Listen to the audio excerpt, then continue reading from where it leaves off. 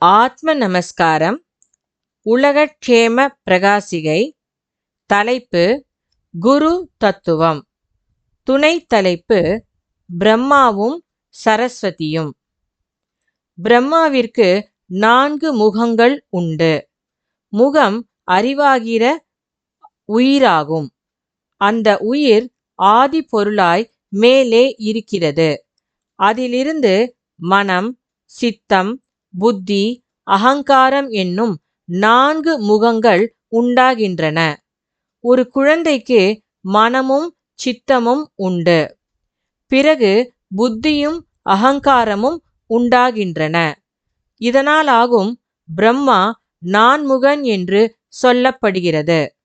இப்படி 4 முகங்களுடன் இருக்கும் பிரம்மாவிற்கு மகளும் மனைவியும் தாயும் தங்கையும் சரஸ்வதி ஆகும். சரஸ்வதி என்பது நாக்கு, அதாவது சப்தம். அந்த சப்தமே சக்தி. அது பெண்ணாகிறது. அகங்காரமானது தேகமல்லாத இந்த உடம்பை தேகமென்று அபிமானித்துக் கொண்டிருப்பது. எனவே இந்த உடம்பே பிரம்மாவாகிறது. அகங்காரமான இந்த உடம்பில் நாக்கு உண்டாயிற்று. ஆகவே நாக்கு பிரம்மாவுக்கு மகள் ஆகிறாள். அதாவது அகங்காரமான இந்த உடலில் தன்னால் படைக்கப்பட்டதால் சப்தம் மகளாயிற்று. சப்தத்திலிருந்துதான் உலகம் உண்டாகிறது. சப்தம் இல்லாவிடில் உலகம் என்ற நிலைமையும் இல்லை. தூங்கும்போது நான் எனும் நிலைமையோ உலகமோ இல்லை. அப்பொழுது சப்தம் உண்டாக்க முடிவதில்லை. தூக்கத்திலிருந்து விழித்த போதுதான் நான் என்கின்ற நிலைமை உண்டாகிறது. அது அகங்காரமாக இருக்கின்ற பிரம்மாவாகும். அந்த அகங்காரமாக இருக்கின்ற பிரம்மா தன்னிலிருந்து உண்டான தன்னுடைய மகளாயிருக்கின்ற நாவை புணர்ந்து சப்தம் உண்டாக்கி பேச்சாகிய வேலைக்கு பயன்படுத்துகிறது. எனவே சரஸ்வதி பிரம்மாவிற்கு மனைவியாகிறாள். சப்தம் இல்லாவிடில் யாதொன்றும் இல்லை.